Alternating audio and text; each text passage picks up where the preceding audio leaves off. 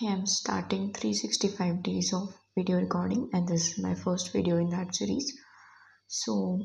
Today I thought I'll talk about underscores.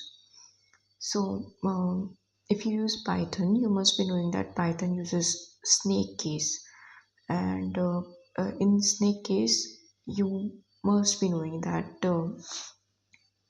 uh, if you want to declare a variable or a function name or you want to create a file or a folder. In snake case, if you have multiple words, you connect those words using underscores.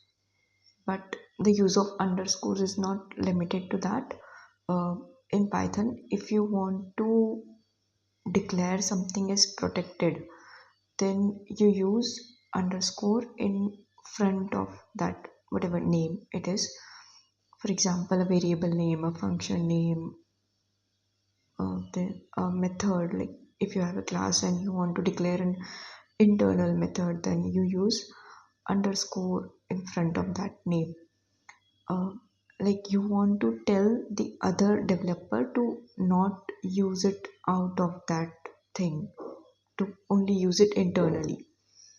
And other than that, to dump extra data. For example, if you are calling a function that returns multiple things, for example, if it returns a tuple, and if you are not using everything that it returns, then you store the extra data in an underscore. uh, like you want to dump the data somewhere and just want to store it so that you can use the other object or the other thing that it returned that is useful to you. So that's it.